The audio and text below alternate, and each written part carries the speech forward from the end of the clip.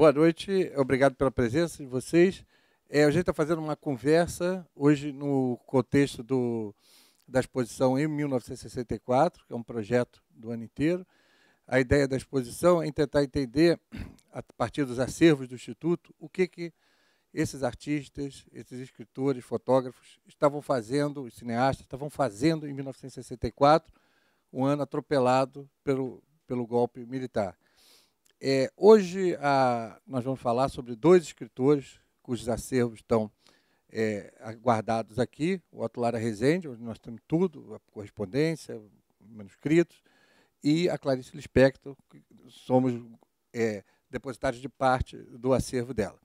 Mas é um ano importante para os dois, porque é um ano que o Otto, no final de 63, lança o Boca do Inferno, o Boca do Inferno, o Braço Direito, que é um livro que a gente, quando estava pensando aqui, estava falando assim, é um grande livro que poucas pessoas leram.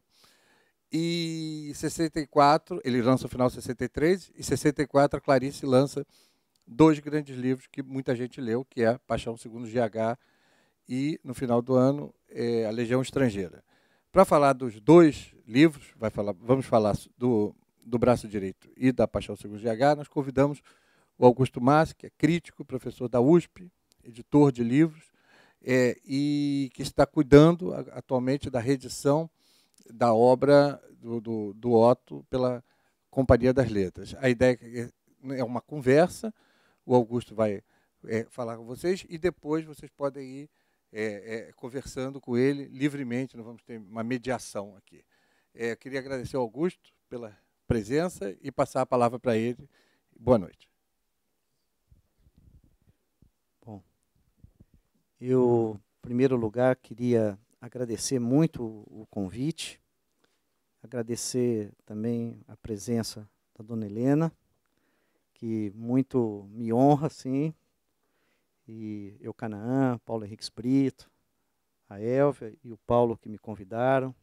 Então, eu estou muito contente de estar aqui, é a primeira vez que eu estou participando de um evento no Instituto, e sendo ainda para falar do Otto Lara Rezende, eu fico mais contente porque eu acabei agora de escrever um texto que está saindo, um pós-fácil, para um livro que eu adoro do Otto, que é o Boca do Inferno, que são contos dedicados só a crianças, um livro que eu acho que é um livro magistral, um livro muito importante na literatura brasileira, não é um livro só importante na obra do Otto, mas hoje eu acabei aceitando, na verdade, algo do que eu me arrependi muito de ter aceito.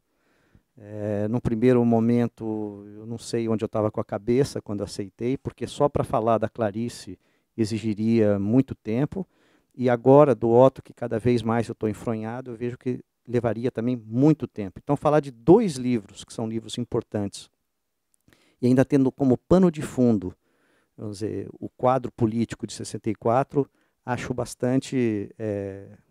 realmente, eu peço desculpas se eu não conseguir dar conta, né? Mas, por outro lado, esses desafios têm um aspecto interessante, que eles colocam questões de como você tem que enfrentar, às vezes, como crítico literário, alguns obstáculos, algumas dificuldades. E o ponto que eu parti é pensar exatamente, vamos dizer, na palavra golpe, né? Como essa palavra, inicialmente, tinham me proposto até um título para a comunicação, a ideia de que o livro do Otto seria hoje um livro cult, e a ideia de que o livro da Clarice seria já um clássico moderno. Mas eu pensei muito numa questão que está presente nos dois livros, e que também está presente na questão do golpe militar, que é a palavra golpe. Né? Então, eu imagino assim que... vocês podem hoje até ver prosaicamente essa expressão, a gente usa que um sujeito tomou um duro golpe, sofreu um duro golpe, né? Ou expressões que a gente fala assim, por um golpe de sorte, ou então, às vezes, por um golpe de mestre. E essas expressões que, vamos dizer, de alguma maneira revelam, cada um a seu modo, a importância dessa ideia, vamos dizer, de um golpe de vista, que pode ter também, vamos dizer, na literatura, e que muda a vida de uma pessoa, né? Quer dizer, na Clarice, esse é um procedimento quase padrão. A gente percebe que em quase todos os livros dela tem um determinado momento em que, de relance, ela olha, pode ser o búfalo, pode ser a barata, pode ser a macabeia, uma moça nordestina que ela olha de relance. Então, tem sempre esse aspecto de que parece que a literatura parte de uma distração e tem um momento que, por um golpe de vista, por um relance, um vislumbre, a história muda de rumo.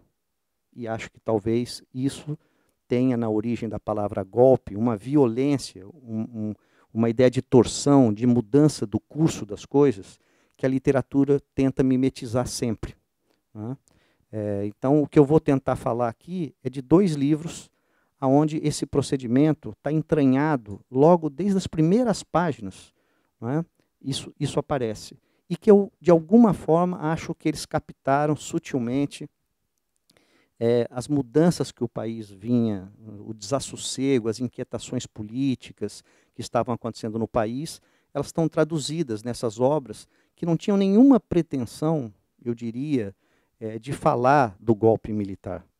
Né? Então, a tarefa é difícil exatamente de como se relacionar coisas que têm uma história individual para cada um desses escritores e você, de repente, inserir uma história coletiva e você politizar essa questão para uma pessoa como a Clarice e até como Otto, que tinha uma vocação literária que, num primeiro momento, não parecia política. Mas eu acho que eu vou tentar provar aqui é que, exatamente quando aceitei o desafio, eu intuí que algo dessa proposição política, dessa virada, estava no projeto dos 2. Acho interessante, no primeiro momento, a gente pensar exatamente nas diferenças, não nas semelhanças desses livros. Então, o livro do Otto, num primeiro momento, O Braço Direito, é um livro que ele já vinha compondo desde o final dos anos 50. Ele está ambientado numa atmosfera que pelo menos 3 livros do Otto, vamos dizer, mergulham numa cidade imaginária de Lagedo, não é? É a mesma paisagem, a gente sente que é uma mistura de uma São João del Rei com outras cidades imaginárias, não é? De pequenas cidades de Minas que ele frequentou. Então, é um livro que tem uma escrita tradicional, é um livro que a gente poderia dizer, quando eu falo tradicional, não entender por convencional, mas é um livro que trabalha dentro de um registro do grande romance francês, do romance de diários, não é? Uma tradição que pode pegar o Bernanos, o Mauriac, em que a gente tem um personagem, que é um personagem de uns 30 anos, ele está falando na altura que ele está com 42, e fala, olha, cheguei com 30 anos nessa cidade para ser, vamos dizer, alguém que era um caixeiro viajante, estava passando por aqui, e eu vendia botões, coisas, vamos dizer, ligadas, na verdade, à costura, tecidos, e me falaram para ir procurar, vamos dizer, o padre, vamos dizer, da paróquia, e ele vai, então, esse rapaz é um pobre coitado, seria definido dentro da literatura brasileira como, vamos dizer, alguém que seria assim, realmente o pobre diabo, né?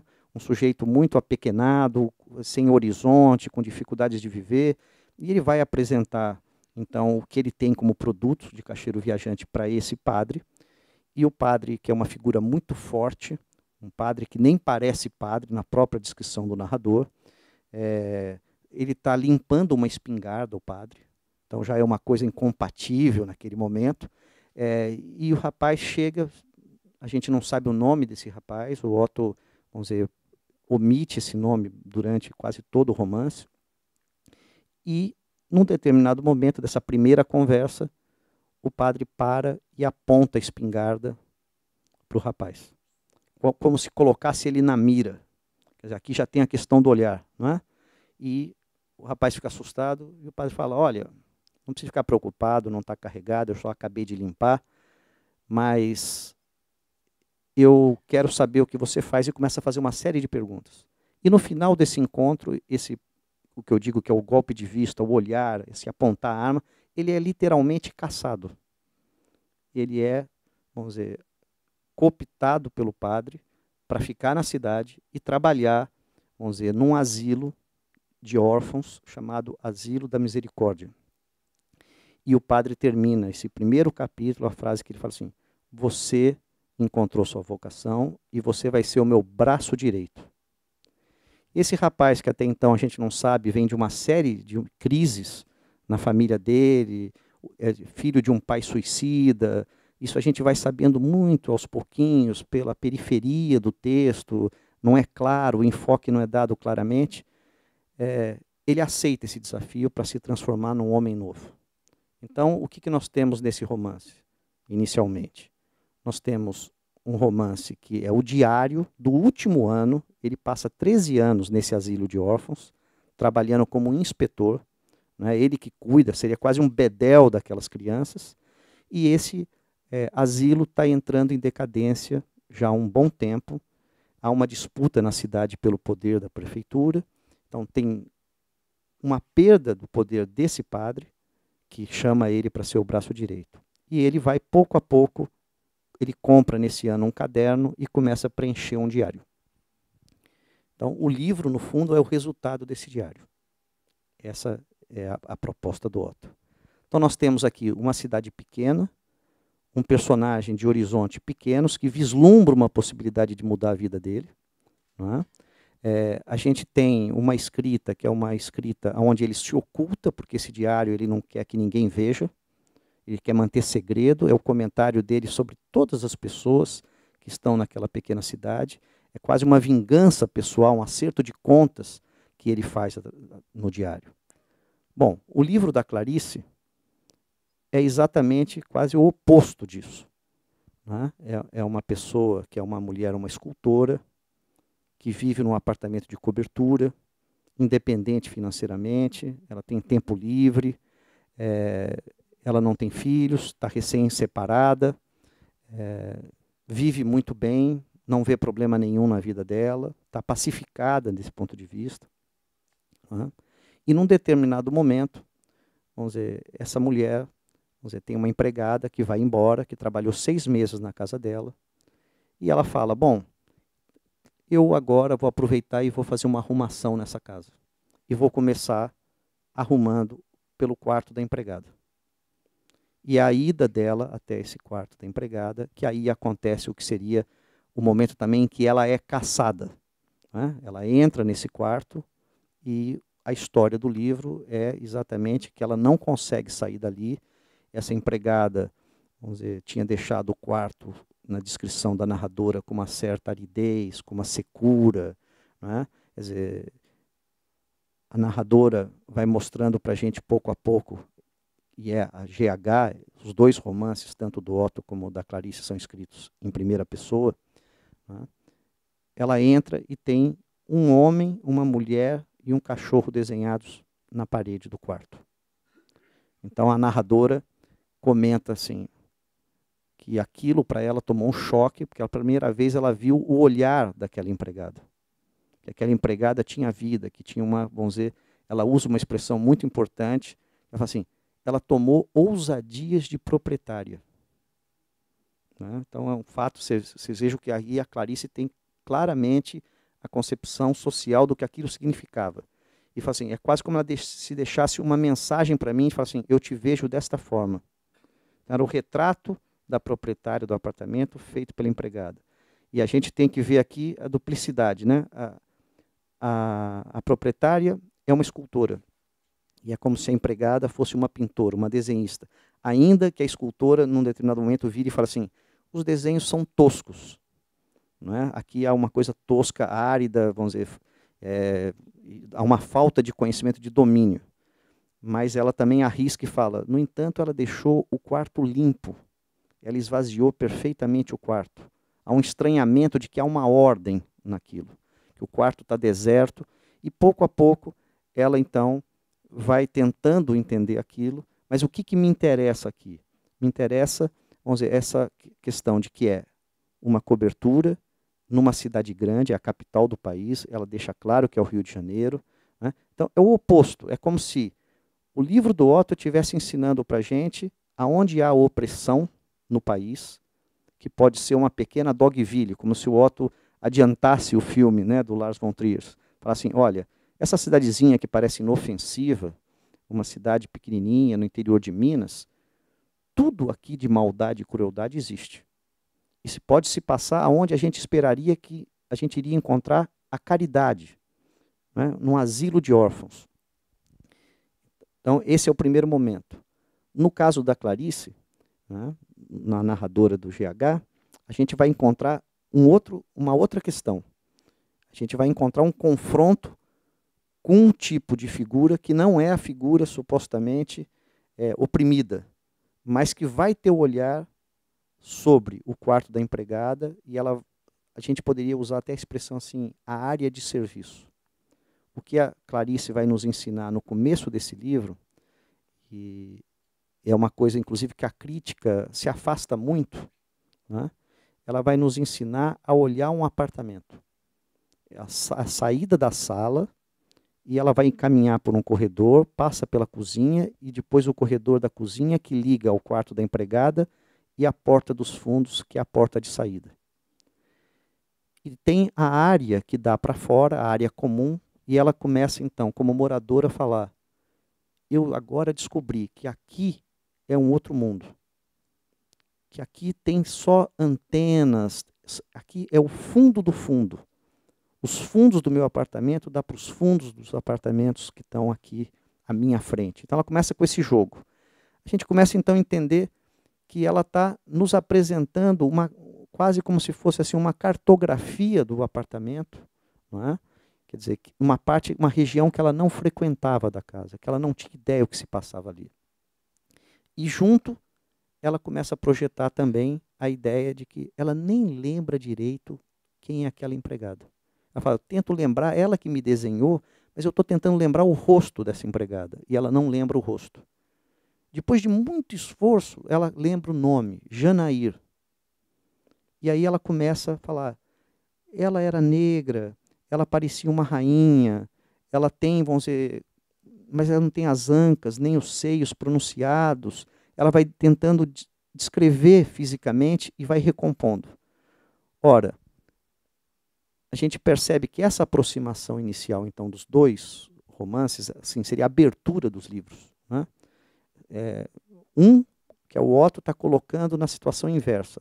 É o sujeito oprimido que entra em contato com um padre que é poderoso, né? E agora seria a pessoa que é a proprietária poderosa entrando em contato com aquela figura que estava oprimida e confinada nos fundos do apartamento. Só que, no caso do Otto, no primeiro momento, quando a gente lê o livro, a gente não tem uma empatia inicial tão forte como o livro da Clarice, porque o livro do Otto é um diário e tem a monotonia dos diários, e escrita por um sujeito que não consegue ter o alcance de toda a complexidade que ele está vivendo. O narrador, o Otto, que está por detrás do personagem, a gente vê que o Otto ri, brinca, é irônico, às vezes maltrata o personagem, mostra a ignorância dele, a falta de percepção, mas ele achando que está percebendo. Então, tem uma percepção do narrador que destoa do protagonista da história. Tá? Esse é o embate. Mas se a gente lê o livro, a gente tem a sensação que é um livro que não acontece quase nada. Tá? A gente vai tendo sugestões de que há essa decadência, e mais por final há um crime, há um grande acontecimento, como sempre nas histórias do Otto, tem algo que o desfecho é mais trágico. Né? Então, quando eu falo que é um livro aparentemente convencional, né, quer dizer, tradicional nesse sentido de respeitar as regras do romance clássico, ele vai adiando esse momento, que é o momento do patos, do momento trágico, do grande acontecimento. Né? E no caso da Clarice, a gente tem o oposto. De imediato, a Clarice quer nos fisgar, ela quer mostrar aquele desequilíbrio do personagem, como o personagem, na organização, na arrumação da casa, ela desorganiza o romance, desorganiza a vida dela. Ela começa a compreender uma outra dimensão da realidade. Então, eu poderia, sinteticamente, num primeiro momento, já começar a encaminhar uma organização. O livro do Otto é um livro sobre alienação. É uma descrição anatômica perfeita do que seria um sujeito alienado. Um personagem, inclusive, que está, por exemplo, nos Ratos, do Dionélio Machado, que de alguma maneira está no Amanuense Belmiro, do Ciro dos Anjos, que tem uma tradição brasileira de personagem, e que a própria Macabeia, da Clarice mais tarde, vai ser um personagem desse tipo. Né? Um personagem que é descrito dentro do universo da alienação. Para Clarice, na Paixão segundo GH, a gente tem, então, o oposto. É um livro desalienante. Ela quer mostrar o processo em que o personagem faz perguntas, começa a se entender, começa a se descobrir. É muito forte e sempre chama atenção, quer dizer, a maior parte das leituras, Benedito Nunes, José Américo Peçanha, Luiz Costa Lima, Berta Waldman, todos os grandes críticos da Clarice vão apontar a questão da barata, que é um momento, então, que o GH, a personagem, está sentada na cama, mas vai mexer no armário, do armário sai uma barata e ela fecha um pouco a porta e prensa a barata. Então, o livro todo, diante dessa cena, que o quarto é muito apertado, ela não consegue se mexer, ela fica meio paralisada, e descrevendo inicialmente a barata, ela faz uma grande viagem no tempo, né? Coisa, mais que quase, assim, é uma coisa assim, de uma volta quase às origens, um tempo geológico, né? Quer dizer, ela volta realmente a um universo quase de plasma, de coisas informes, e ela vai reconstruindo esse mundo até um momento em que, quando começa a sair, vamos dizer, o que seria um elemento branco, pastoso de dentro da barata, esse personagem tem que entrar em contato com o que seria esse aspecto nojento, o aspecto horroroso da vida, o que não é o belo, e tem um enfrentamento exatamente de falar, eu vou provar dessa massa branca da barata. Ora, isso catalisou boa parte da crítica. Eu queria partir de um outro elemento, pensando no livro do Otto e no livro da Clarice. Eu acho que é muito importante como os livros começam. Não é? A gente dá muita importância para o desfecho, mas eu gostaria de começar falando exatamente a problemática, a pergunta inicial do romancista. Quer dizer, o desafio dele. Ele vai contar o quê? A vida dessas pessoas que sofreu um golpe, uma torção, uma mudança brusca de curso.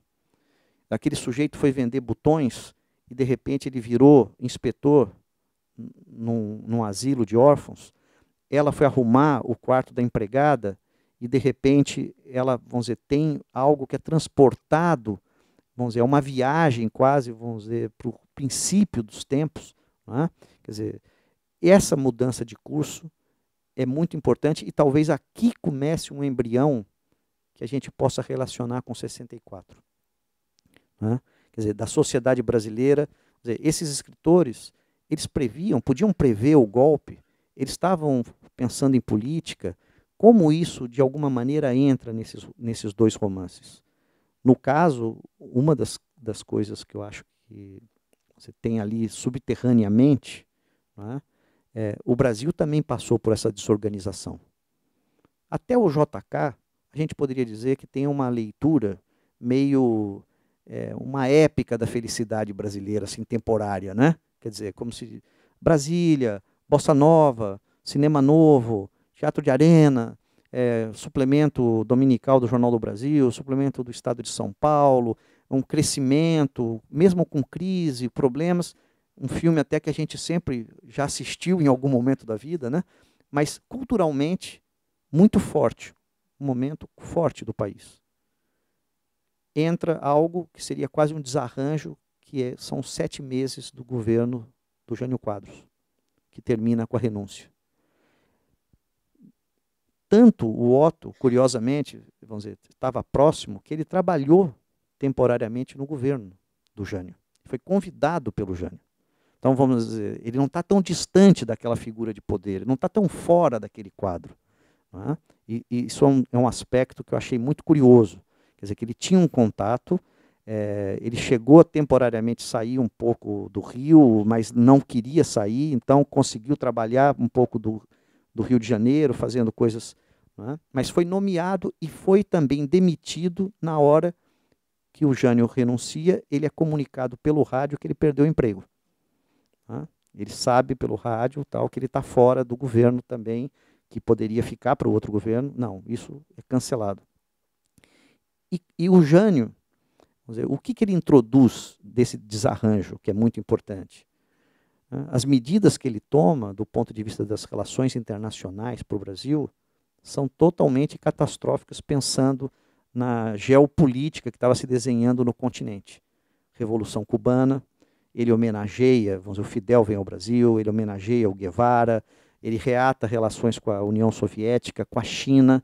Bom, isso começa a dar, vamos dizer, um tremor enorme dos comunistas. E o Brasil, então, naquele momento, quando cai o Jânio, vamos dizer, o Jango não pode assumir porque as eleições eram feitas separadamente, para presidente e para vice-presidente. Não precisava ser uma chapa composta. Você votava só no vice-presidente e no presidente. Então, os militares não querem que o Jango assuma. Esse quadro é um quadro que a gente não vê, por exemplo, tão forte nas cartas do Fernando Sabino, dos documentos que eu tenho, né, disponíveis. Fala assim, como que o Otto recebeu aquilo? Como que é a visão do golpe? Como entra no cotidiano entre os escritores? Então, com o Fernando Sabino, há um pouco assim uma troca de cartas, assim, olha, uma decepção, é o fim do mundo que tem acontecido isso, mas vamos aproveitar a vida, vamos escrever, vamos tocar a nossa vida. Tem um pouco de... Nós vamos ter um descanso de uma certa política. Quer dizer, ninguém estava prevendo que viria ditadura militar dura para burro, né? Que viria, vamos dizer, todo aquele tantos anos de ditadura. Então, o golpe de 64 é quase como assim, uma pausa para reestabelecer e reequilibrar o país. E o Brasil é obrigado a entrar em contato, então, com outras coisas que não estavam, vamos dizer, programadas. Mas, de certa forma, quando a gente volta para o braço direito, a gente começa a perceber que estava programado, sim. Que o livro do Otto na província, ele é um registro do Brasil conservador, autoritário, opressivo, que está lá, não está só nos grandes centros. A história, então, do braço direito, inclusive no título, ele já é quase assim um pouco metonímico, né? Quer dizer, a parte, o todo, porque ele é o braço direito, ele não é o poder todo, mas ele é o braço armado, essa expressão que a gente várias vezes usa, ele vai fazer parte, supostamente, daquele poder. Só que ele pega o poder, como o próprio Otto entrou na barca do Jânio, né, e caiu fora em 7 meses, esse sujeito, ele entra, só que o partido dele, que vai começar a perder poder naquele período. Então, tudo que foi prometido para esse sujeito que apostava numa vida nova, que vinha de uma vida destruída, de um pai suicida, quer dizer, que ele fala, não, mas eu vou me dedicar aos outros, eu quero realmente construir algo aqui no asilo, eu vou cuidar dos órfãos. Ele vai sendo afastado desse quadro. E o romance termina quase como se ele estivesse fugindo, saindo fugido, não é? Vamos dizer, posto para fora do asilo, porque ocorre um crime, um órfão assassina o outro, mas ele é investigado quase como realmente um processo, assim, ele seria o bode expiatório de tudo aquilo. Então, num microcosmos, o Otto estava trabalhando essas questões que em grande escala estavam no país, mas visto de um ângulo de um pequeno funcionário. No livro da Clarice, também essas questões são curiosas. Vamos dizer, pensando na figura do Jânio, né, um detalhe que eu achei curioso, lendo as biografias da Clarice, talvez o maior ponto de contato que teve entre a Clarice e o Jânio foi que o Jânio tentou agarrar a Clarice na entrega de um prêmio literário, né, e rasgou o vestido dela de tão afoito que ele foi, e ela, se a Maria Bonomi não tivesse junto, com um chale grande, ela não poderia sair. O Jânio chamou ela para um aposento, queria falar com ela, que gostava da literatura dela, e quando ela chegou, ele agarrou e ela teve que sair. Então, vocês vejam que eu conto isso, quer dizer, que tem um lado pitoresco, aparentemente, mas como as relações de dois escritores, naquele momento, eram muito próximas do poder. Como, vamos dizer, figuras quer dizer, da presidência estavam próximas, de alguma forma. E que isso tem lances, vamos dizer, desse tipo, que no livro da Clarice, é como se, vamos dizer, ela estivesse vivendo algo do que a vida dela pessoal também estava sendo colocada, ela tinha acabado de se separar do marido, ela abre o livro falando, olha, esse livro não tem nada a ver com a minha vida pessoal, mas a gente percebe os ecos disso. No livro está lá a crise que ela passou, que ela está com dificuldades financeiras, ela tem que sustentar os 2 filhos, ela é muito assediada, uma mulher bonita, muito assediada por pessoas que estão vendo ela sozinha, se declaram, outros escritores se declararam a ela. Né?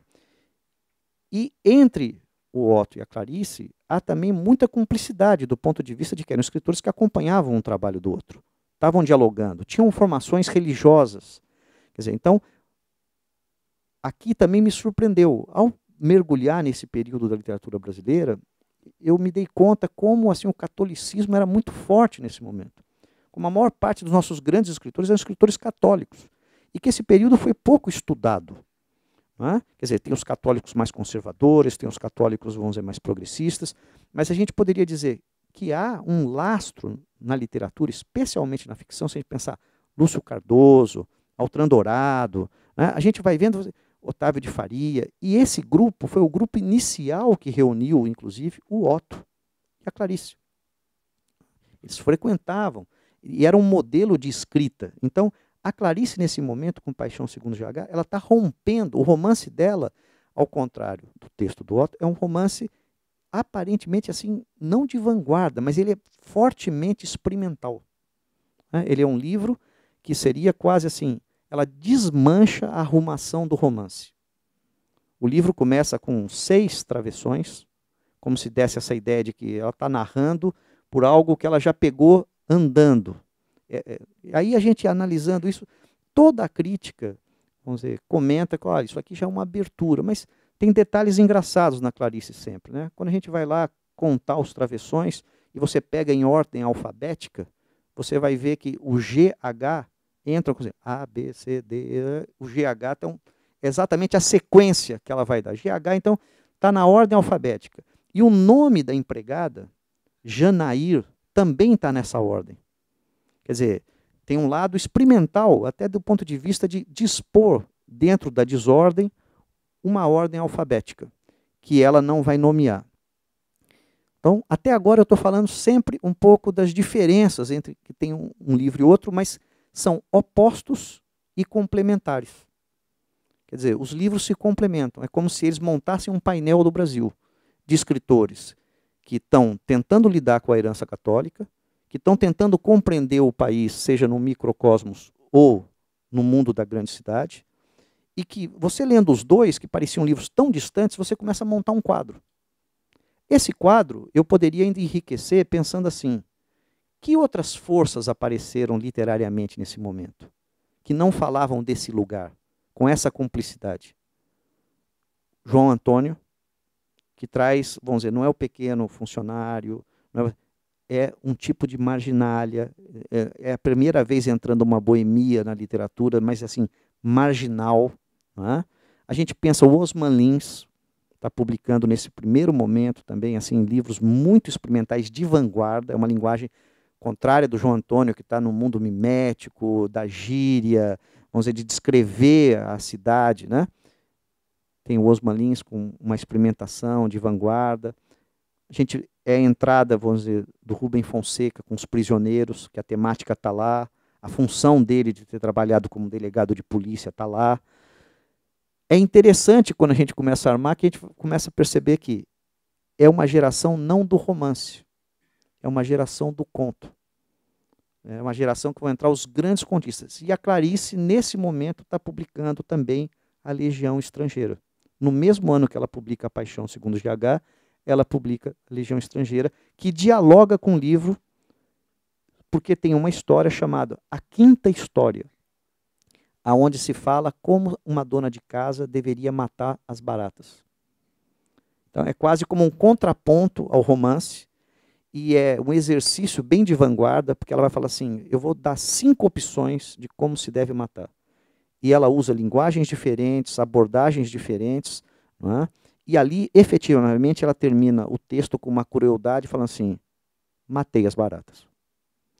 Enquanto no outro, no que é o romance, que é o texto que a gente chama de romance, mas quase não tem a forma de um romance, né? Ele é muito aberto, a gente poderia falar, é um texto. A gente não, então, essa proposta, a gente percebe que ela está, vamos dizer, se armando num quadro que é, agora comparado com esses outros escritores, você fala assim, bom, eu entendo que a Clarice tenha colocado tantas empregadas nas suas narrativas, Eu entendo que o mundo dela é um mundo doméstico, que é um mundo que mistura a mãe, a proprietária, e que talvez a gente tenha dificuldade de falar dessas coisas, né? A crítica, por exemplo, quando se manifesta, é sempre assim, a epifania em Clarice. Uma mística, um exercício místico. Eles vão para a abstração. É como se a primeira parte do romance, que toda essa área de serviço, todo o conflito com a empregada, não tivesse nenhum simbolismo, nenhum vínculo. Aquilo é deixado para trás e a história, análises começam a surgir através da barata. Mas a gente poderia dizer que, como no Otto, os animais têm uma associação ao mundo do mal, eles têm que ser mortos, né? Seja o gato. No romance, esse romance, O Braço Direito, o personagem mata uma porca, ele manda assassinar gatos, tem uma ninhada que vai no porão do asilo. É como se eles representassem forças do mal que estão entrando ali, tentando forçar o mundo humano, a dimensão humana. A barata, na Clarice, ela tem algo disso. Não é? Ela vem de um mundo lá de trás, que resistiu, que está impregnado. Mas ele é o elemento que sai do armário da empregada. Está dito isso direto. Quer dizer, é como se novamente aqui ela fosse um elemento, é uma continuidade da empregada. A empregada que ela não quis ver, que ela não quer olhar, e que leva-se pelo menos mais 3 livros para ela chegar no Macabeia. Né? Eu diria que a história da Clarice é um pouco, como escritora, o primeiro livro, Perto do Coração Selvagem, é a manifestação de alguém que fala assim, eu quero ser. A paixão, segundo GH, é o desejo de ser outro. E a Macabeia, a Hora da Estrela, é o outro. É a primeira vez que a Clarice está falando de alguém. Os romances, ao contrário dos romances do Otto, onde a gente tem muitos personagens, ele recria o mundo todo, tem o cabeleireiro, tem a pessoa que enlouquece, é o louco da cidade, o mendigo, tem o prefeito, tem o provedor. Ele reproduz realmente.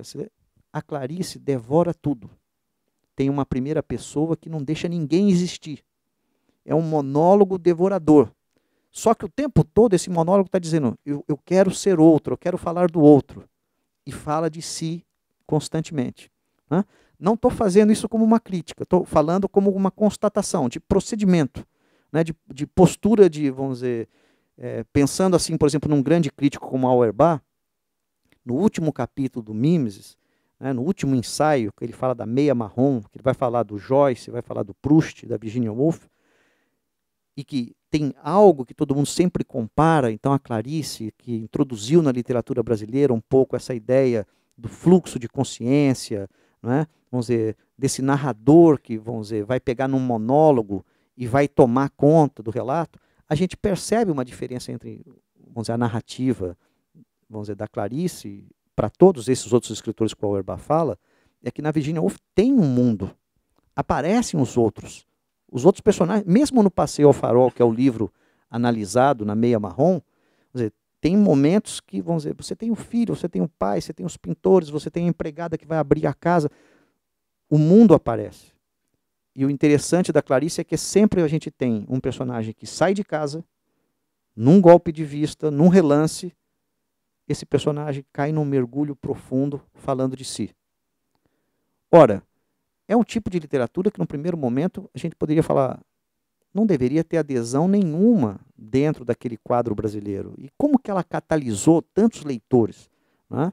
Como que ela conseguiu, quer dizer, essa qualidade do texto dela, falando aparentemente de si, parecia que estava falando a todo mundo. Todo mundo se reconhecia.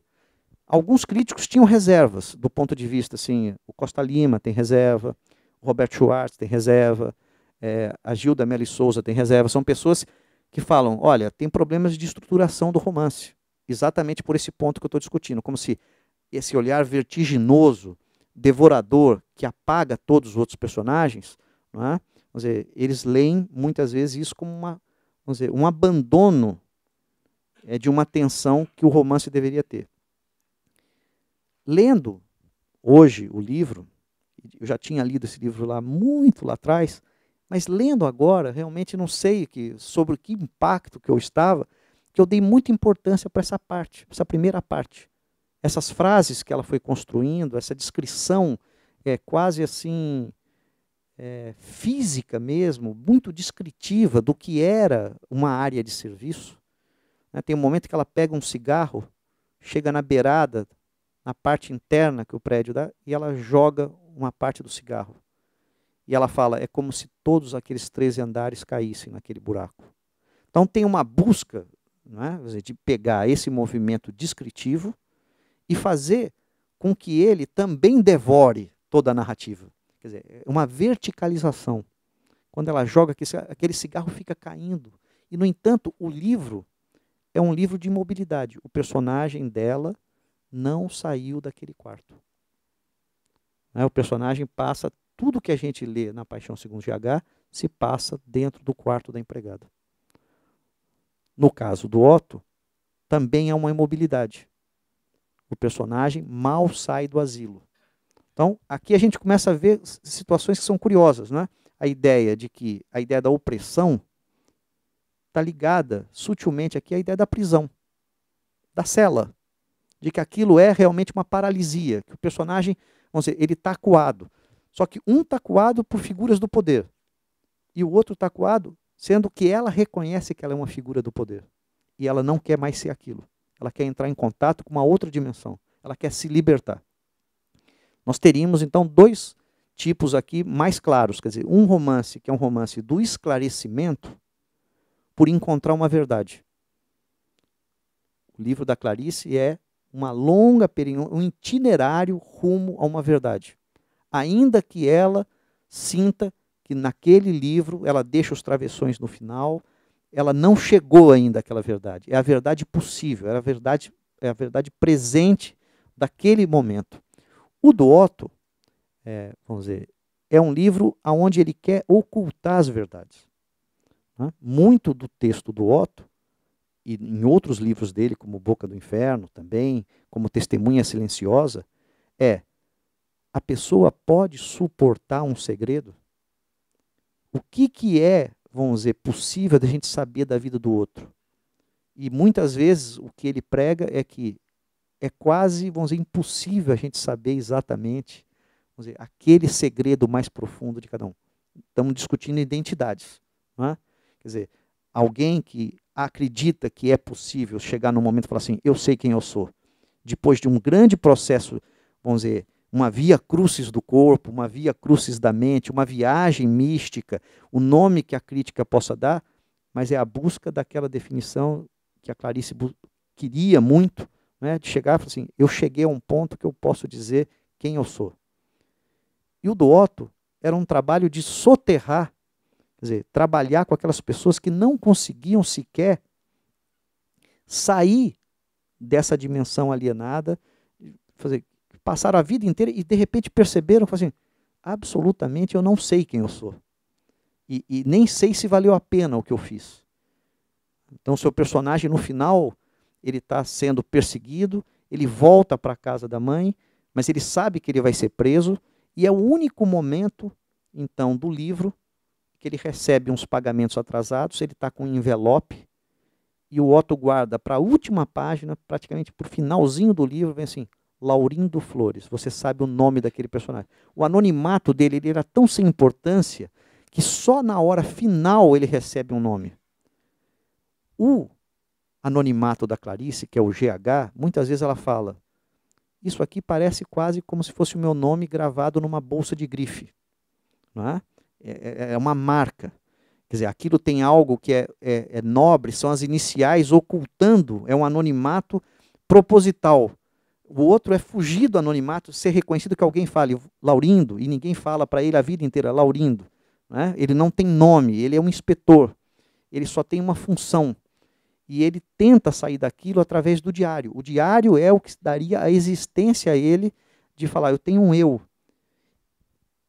Mas aquilo, ele começa a se encantar tanto, o diário é um fetiche, ele começa a descuidar dos órfãos, ele começa a não fazer as funções que ele tinha que fazer, se misturar com aquela, ele fala assim, mas então eu estou vaidoso de escrever? Eu estou vaidoso do meu caderno? Não é? Quer dizer, eu estou cometendo um pecado, no momento em que ele começa a se descobrir, é o momento que ele está de maior conflito. Porque ele fala, se pegarem esse meu diário, vão saber quem eu sou.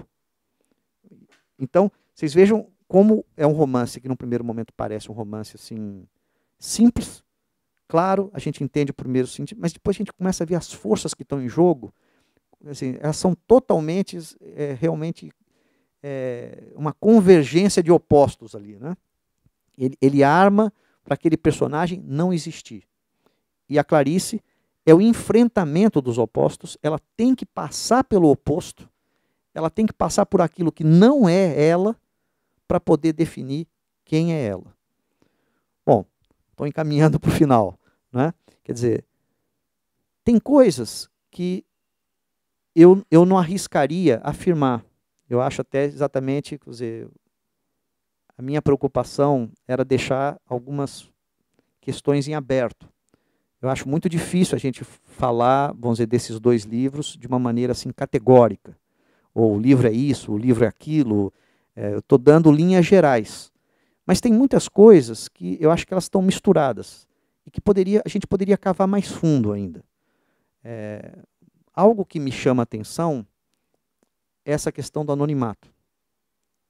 Essa coisa do disfarce pelas iniciais do nome, o nome que só aparece no final, o gosto que a Clarice tinha para nomear seus personagens com nomes estranhos, que no fundo acaba sendo uma máscara, né? Macabeia, no fundo, é um nome. Ou então Ulisses, não é? Ela procura, às vezes, o mais... o nome, assim, Ulisses, você fala, bom, aqui, se você for analisar Ulisses como Ulisses, é tão evidente que não pode ser aquilo. Às vezes ela despista pelo excesso de evidência. Em outros momentos, é Macabeia, ela mesma não sabe o nome de certas palavras, o significado de certas palavras. Quer dizer, ela põe a pessoa num grau, vamos dizer, de questionamento e que a gente fica em dúvida onde ela foi buscar aquelas coisas. Mas o exercício dos dois escritores na imprensa me colocou uma coisa engraçada, que é uma coisa do período também. Ambos foram ghostwriters, né? Eles escreveram por outras pessoas. O Otto tem uma história de anulação de si, né? Até do grande escritor que ele foi, e que demorou muitos anos sempre, vem ainda demorando para ser reconhecido na medida que ele precisa ser reconhecido. Ele assinou discursos importantíssimos, ele fez manifestos por pessoas. A gente trata isso às vezes como brincadeira, né, dele chegar sempre, todos os livros que eu leio sobre o Otto tem assim um prazer das pessoas falarem um pouco como um caso. Olha que engraçado, ele escreveu o editorial num jornal em que ele assinava e depois ele respondeu no outro jornal também, vamos dizer, aquele mesmo editorial, ou então ele fez a carta de demissão de alguém e a carta dele também respondendo àquela pessoa que tinha sido demitida. Quer dizer, muitas pessoas pediram a ele a vida inteira para que ele fizesse discursos, para que ele escrevesse textos. E eu, agora, lendo esses livros, cada vez mais eu me dei conta como o Otto, vamos dizer, se tal uma coisa que ele foi na vida, a vida inteira, foi um narrador que se escondeu. Né? Então, que essa prática, inclusive, da vida política, quer dizer, ele escreveu um dos maiores discursos do Jânio, ele escreveu para o Magalhães Pinto, ele teve por trás de muitos documentos que eram manifestos, né? E que surgiram as frases famosas, como essa, Minas está onde sempre esteve, né? Para o Magalhães Pinto, no momento da queda do Jânio, aonde ele fazia parte do governo. Então, como um sujeito conseguiu se deslocar tantas vezes de lugares, a não ser a capacidade de ficcionalizar a política? Porque, no fundo, é dar material literário à política, você dá grandes frases que um político, na verdade, tem que mascarar e adotar aquela frase que ele escreveu, né? Mas a gente não sabia, e o Otto, em vida, procurou embaralhar muito isso. Fala, não fui eu, não é verdade. Depois as pessoas foram confirmando, não, foi ele que fez isso, foi ele. E ele só deixou uma crônica. Né? Ele fala, numa crônica, ele fala, olha, às vezes fiz de graça, nem cobrei, mas, quer dizer, tinha ali algum prazer, quase como o Laurindo Flores, que se esconde no diário, que não assina o diário, que está lá, quer dizer, tem algo muito profundo que eu ainda não consigo chegar totalmente, mas que eu começo a intuir, né?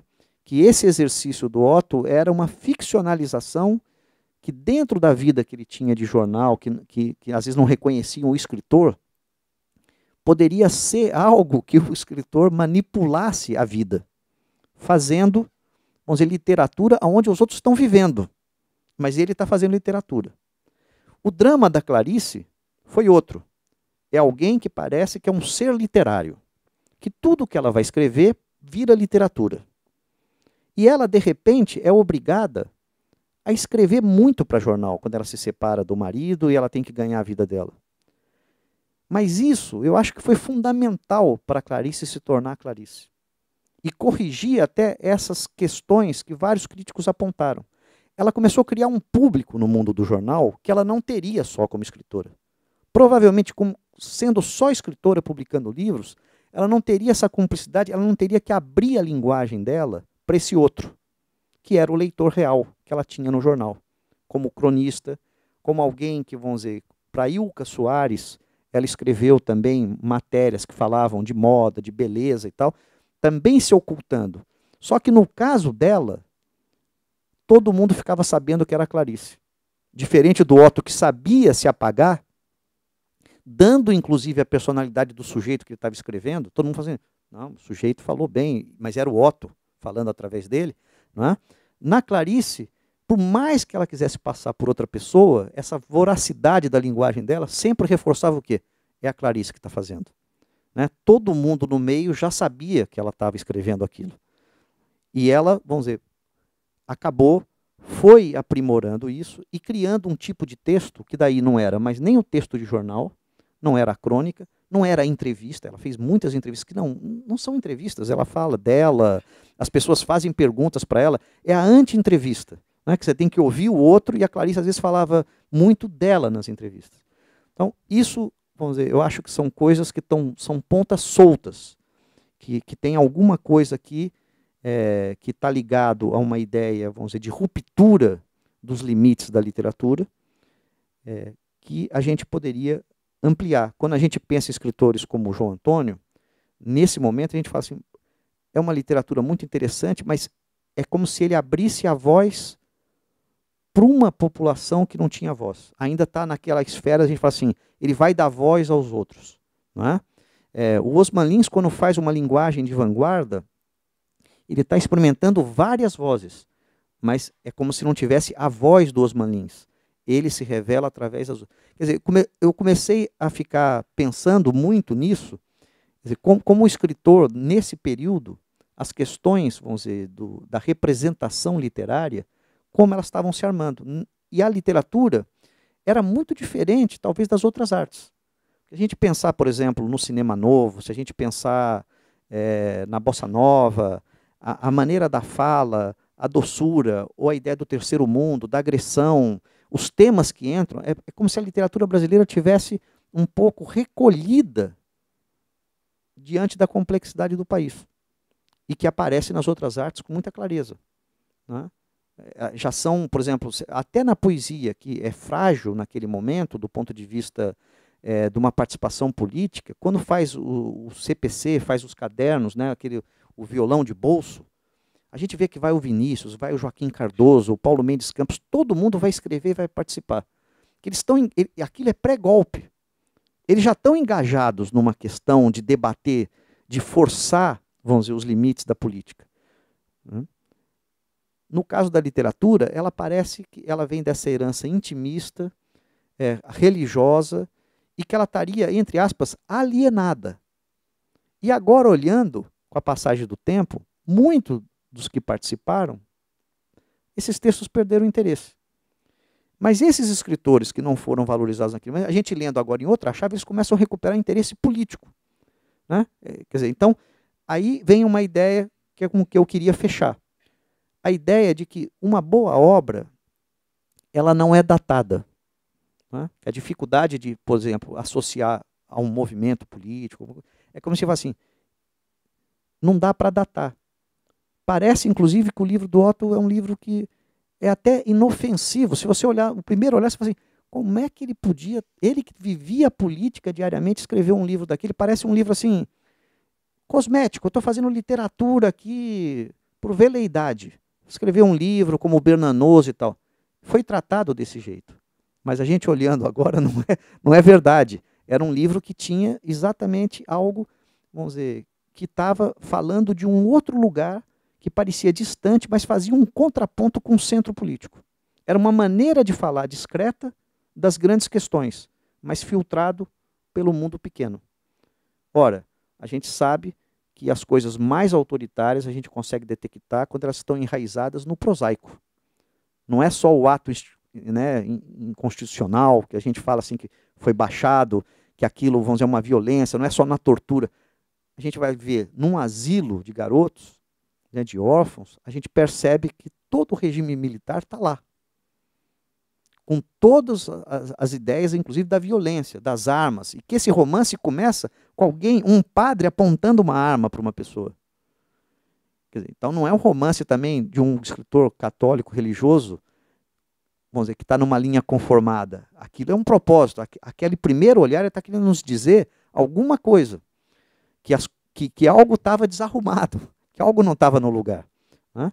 E a Clarice a mesma questão.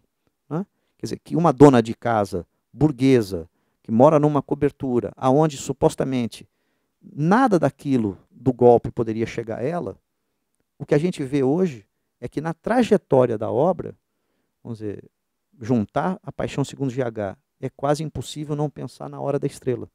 Que isso seja um arco que ela trilhou para poder armar uma questão, que ela se preparou como escritora para, no final, responder a todas as críticas que ela recebeu de que ela era uma escritora, às vezes, que tratava de um mundo burguês, alienado e tal. Assim, olha, é só olhar agora no caminho contrário, ler minha obra a partir da Hora da Estrela, que a gente vai inverter o quadro.